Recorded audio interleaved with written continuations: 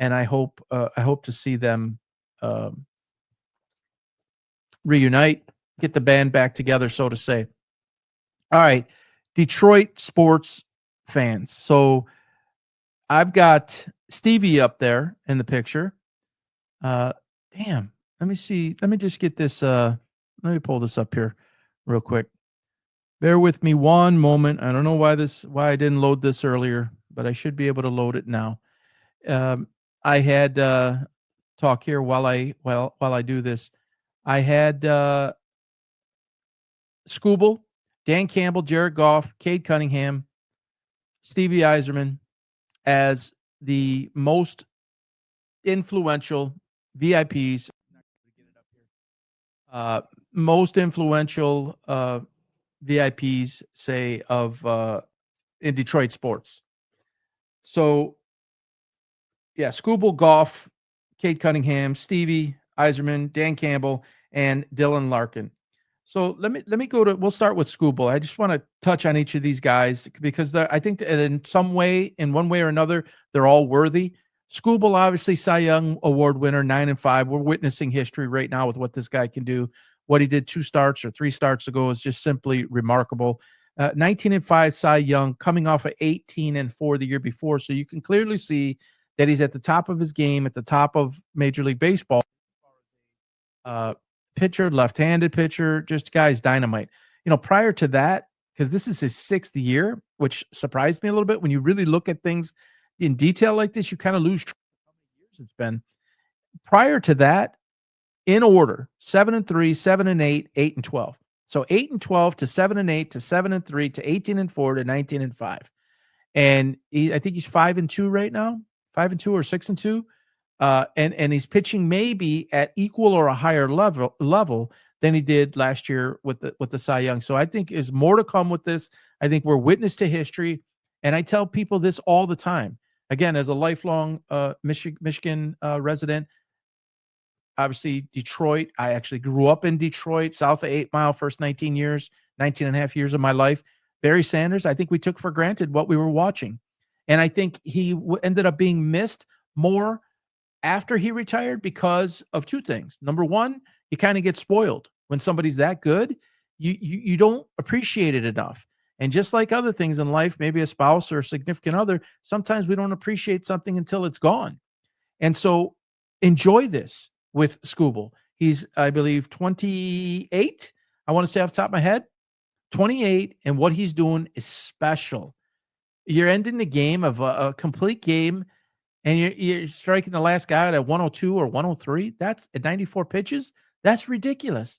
That is more than next level stuff. That's he's not a Hall of Famer. Again, the same as I talked about with Halliburton and Brunson. There's star, there's superstar, and then there's Hall of Fame. Three totally different tiers. He's not there yet, but he's certainly pacing. I see a lot of Justin Verlander in him. He's got an instinct about him that I'm saying that I said earlier about Tyrese Halliburton, that killer instinct that I'm going to own you and I'm going to do it every single game. And I expect to win before I ever take the mound. And I expect to go a complete game, 10, 12 strikeouts and keep opponent batting. All those numbers, he has that. So a very worthy candidate. Now, this one here it really, really surprised me too as I dug into some of the numbers. Jared Goff has been 4 years with the Lions. 12,220 passing yards, 96 touchdowns, and 39 interceptions. It's almost a 3-to-1 touchdown to interception ratio. And in 4 years, that's a little over 3,000 yards a season, though that has increased over the last 2 seasons on this run that they're on. He has averaged in his 4 years, and I don't even know if anyone recognizes this, 100 passer rating in these 4 years with the Lions. And in these 4 years, you had two super successful years, a 12-5 and 15-3. It ended up being 15-2 regular season. And you did this on the upswing. It isn't like he came in and he did this with a loaded team from day one. It wasn't. It needed to get that. Now it's loaded, and now he really should start producing the numbers. But that's pretty incredible in your first 4 years with the Lions, and you have a 100 passer rating. So he's a worthy guy to give this to. Cade Cunningham, up and comer. A lot of people say he's in the top 10. I'm pissed at Cade Cunningham, to be honest with you. Full disclosure again, I hated when they took him out of Oklahoma State, just be honest. And I retracted that later because Cade really developed. Why didn't I like Cade Cunningham coming out of Oklahoma State? I felt he floated a lot at Oklahoma State. I felt he just thought that the game would always come to him. And there we go again with that lack of aggression and that killer instinct. And I'm going to go get it. I felt that was missing. I remember where I was when it happened. I remember who I was talking to when it happened, and we agreed that was a horrible pick. Now, it's proved that I was wrong in that, but what I saw him do in the final game against the Knicks when he was playing what I call deferral basketball, meaning I'm not looking to score. I'm not looking to take the team over. I'm looking to get somebody else involved, and because somebody's in my face or I'm getting undue pressure, I'm going to give up the ball. So I think he's a ways away from being that true superstar type level. I think he's a star. He's not superstar. He's just not, and that has to change for the Pistons to really get to the next level. And you can see some of the limitations he has in the half-court offense when the ball is in his hands and he needs to get a bucket by whatever means necessary, whether that's putting it on the floor, right hand, left hand, powering powering up an and one type of thing, coming off a screen, whatever it is. There's still some things there, but a very worthy guy for the consideration. Steve Yzerman. I mean, oh my God, what one of the greatest players of my lifetime as a Detroit fan year after year. And they were going to trade him, and he's not worthy of a captaincy. And then Bowman came, and they had this perfect symmetry. And then 3 cups later, he's one of the greatest players of all time. So certainly as a player, he has it. Um, and I talked about this with the Shanny situation. Obviously, what he did in Tampa Bay, it's still jury's out on what he's done as an executive in Detroit, but a super worthy guy, great leader, great person, the whole nine. Dan Campbell, this speaks for itself too. 4 years, the success of the Lions is several fold. Sheila Hamp Ford is a big reason. I still don't think she gets enough credit. She brought in a different style than what William Clay Ford had, what Martha Firestone had. Just a little bit different vision, and she made good decisions to put football people around Spielman and others. Brad Holmes, huge, one of the greatest general managers of our time. Do not sleep on Brad Holmes. He learned under one of the best in Les Snead. Tremendous there, and he obviously brought in Campbell, and Campbell had 2 stints as a interim head coach, was highly thought of. Sean Payton, big time proponent and supporter and referrer of Dan Campbell to be a head coach, and Dan has not disappointed. The last 2 years speak for themselves. They're tracking again, despite the gauntlet of the schedule. And by the way, on YouTube, you can see how I broke down the entire Lions season. I put them at 13-4, worst case 12-5 against the 3rd toughest schedule in the NFL. Just next otherworldly type of schedule, but they embrace them. He came out yesterday and he said, "We love that. Can't wait. Look forward to it." And I did this video, I think 10 days or 2 weeks ago. And I said that very thing. They won't shy from it. Perfect team to take that on. They won't fold up. They won't go run home crying. They welcome that. And that's how you get better. And if you have the right mentality at the top and all the way down, you don't want to play a weak schedule and say, "Oh, let's, we're going to go roll over." No, that's not a winning organization. It's not a winning team. You want to play the best. I did that as a coach where I would totally schedule non-league games of the greatest competition that was out there that we wouldn't be playing on our schedule.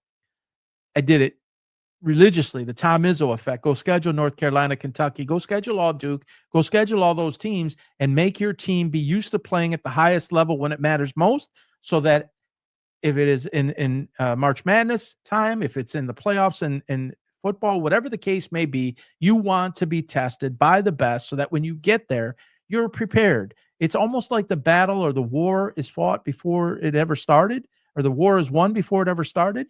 And so I think that he's the perfect guy for that, and he's been the perfect guy for 4 years, and hopefully he's there for the next 10. And again, just a reminder, my big mouth opened when Dan Campbell took over, Brad Holmes, Dan Campbell took over. Not the "I'm going to bite your kneecaps" comment, but when a reporter asked, "What do you think? What's your thoughts about the SOL, the same old Lions around here?" And he said, "I don't want to ever hear that shit again." That's when I knew. I already knew about his history, but that's when I knew this is a guy I was going to back. And I said, within 5 years, they would be in the Super Bowl. This is it. My time's up this year. We'll see what happens.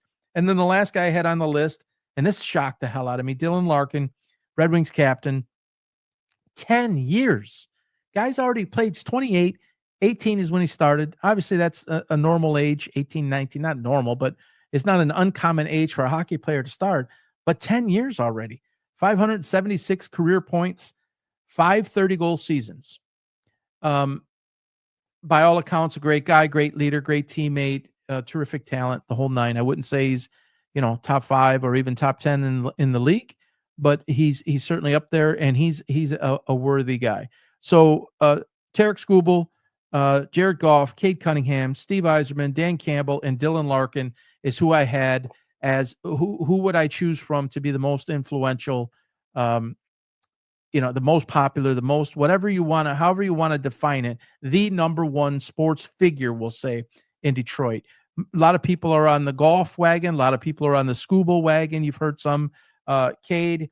For me, I have to go with Dan Campbell. Football is king.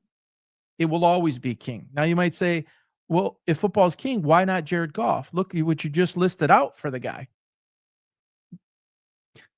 A lot of what Jared Goff is doing is Jared Goff, but a lot of what Jared Goff is doing is system oriented too. It's no knock on him. He's been terrific, continues to be terrific. He continues to get better. It isn't Ben Johnson, all Ben Johnson. It isn't all Dan Campbell. It isn't all Amon-Ra St. Brown. It's Dan Campbell's whole entire approach and taking an organization from the gutter for 50, 60 years with maybe 2 bursts, 91, the run and shoot Lions, and one other time in my lifetime. Well, I'm 52, going to be 53 next month, or actually, yeah, June is tomorrow. So next month, it was basically the most lackluster franchise in history. And what that reporter asked about was somebody that needed to come in and change the whole attitude, change the whole culture. That wasn't going to be Brad Holmes to do that. Brad Holmes is supplying the players. Brad Holmes is supplying the coach, but it's the coach who's bringing in the philosophy and implementing. He has help, and there's help above him. But every day, day in and day out, to reset, reboot an entire franchise that is so hungry and so thirsty for a winner and cannot take the losing anymore, and has seen so many Matt Millens and Marty Morningwigs and Rod Marinellis and Mike Martzes and Steve Mariucci's and Monty Clark's and Bobby Ross and Darryl Rogers. Have I covered them all? I don't even have that in front of me. That's just stuck. It's ingrained in the brain. I got the chills right now.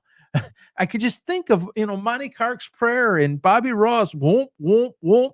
And I'm going to take the wind, Marty Morningwig and Matt Millen in Pennsylvania doing his wood shop while his team's going.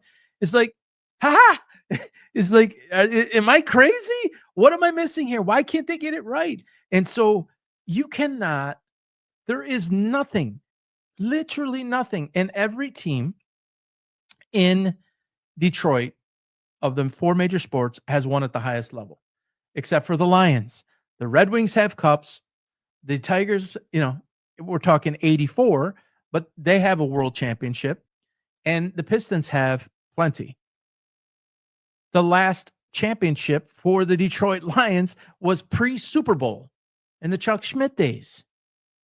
There will be no effect on the city of Detroit quite like a Lions not just in the Super Bowl, but winning a Super Bowl.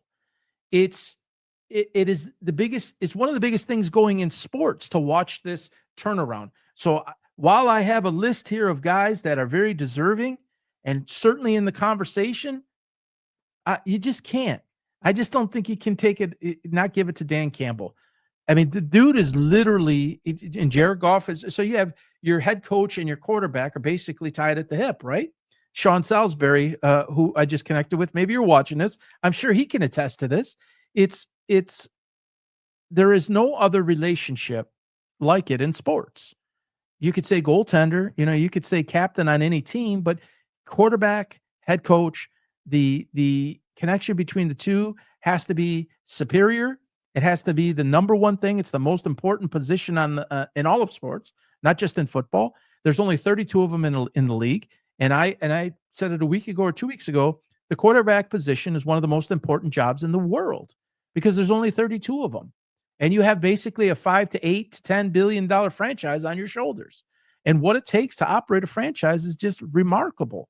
And so Jared Goff, he's right there, man. I would basically put him at number 2 on this list as most biggest importance to the city of Detroit in terms of a sports perspective. Basically a close second, but I can't give it to anybody else but Dan Campbell.